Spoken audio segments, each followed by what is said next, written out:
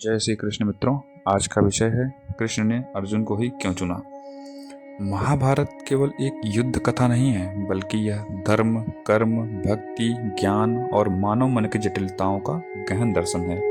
इस महाकाव्य का सबसे दिव्य और गूढ़ क्षण है जब भगवान श्री कृष्ण अर्जुन को गीता का उपदेश देते हैं। यह प्रश्न स्वाभाविक है कि 5 पांडवों में या पूरे महाभारत के योद्धाओं में से श्री कृष्ण ने ही अर्जुन को क्यों चुना।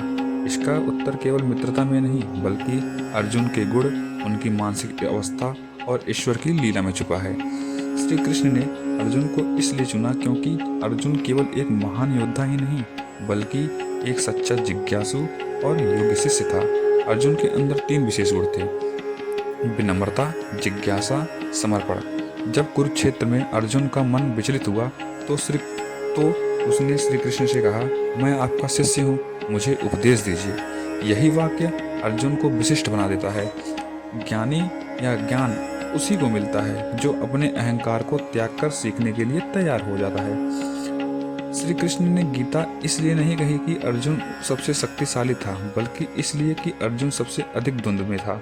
कुरुक्षेत्र में अर्जुन के सामने उनके गुरु थे, उनके मामा थे तथा उनके भाई समान लोग थे।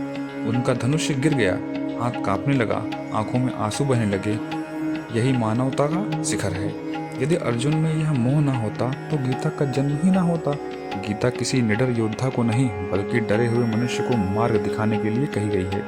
कृष्ण और अर्जुन का संबंध केवल मित्रता का नहीं, बल्कि आध्यात्मिक जुड़ाव का था। कृष्ण ने या अर्जुन ने श्री कृष्ण को सखा माना, श्री कृष्ण ने अर्जुन को पात्र माना।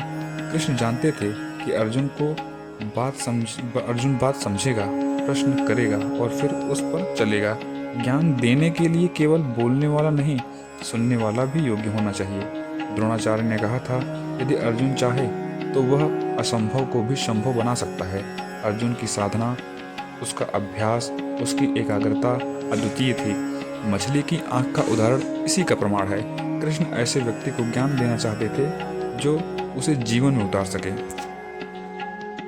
भीम को अपनी शक्ति पर गर्व था, युधिष्ठिर को अपने धर्म पर, दुर्योधन को अपने अधिकार पर। लेकिन अर्जुन ने कहा, मैं भ्रमित हूँ। जो व्यक्ति यह स्वीकार कर ले कि वह भ्रम में है, वही ज्ञान का अधिकारी बनता है। कृष्ण ने अर्जुन को चुना, लेकिन कहा पूरी दुनिया के लिए। अर्जुन एक योद्धा था, एक गृहस्थ था, एक कर्तव्यशील व्यक्ति था। इसलिए गीता किसी सन्यासी को नहीं, बल्कि कर्तव्य में उलझे मनुष्य को दी गई। आज हर इंसान में अर्जुन है, कोई नौकरी में द्वंद्व में, कोई परिवार के द्वंद्व में, कोई रिश्तों में। गीता आज भी उतनी ही प्रासंगिक है। अर्जुन कोई तपस्वी नहीं था, लेकिन उसकी भक्ति निस्वार्थ थी। वह कृष्ण को भगवान से पहले मित्र मानता था और फिर शरण लेता था। यही सख्य भक्ति है जो भगवान को सबसे प्रिय है। कृष्ण जानते थे अर्जुन युद्ध करेगा, अर्जुन सुनेगा, अर्जुन उदाहरण बनेगा।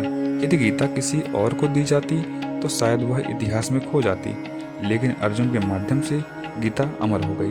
गीता के अंत में अर्जुन कहता है, मेरा मोह नष्ट हो गया। यही कृष्ण की विजय है। युद्ध जीतना नहीं, मन जीतना।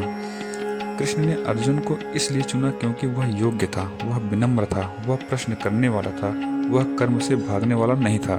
अर्जुन कोई देवता नहीं था, बल्कि आप और हम जैसा मनुष्य था। इसलिए गीता आज भी जीवित है। कृष्ण ने अर्जुन को नहीं चुना, बल्कि अर्जुन ने स्वयं को कृष्ण की योग्य बनाया था। जय श्री कृष्ण। धन्यवाद।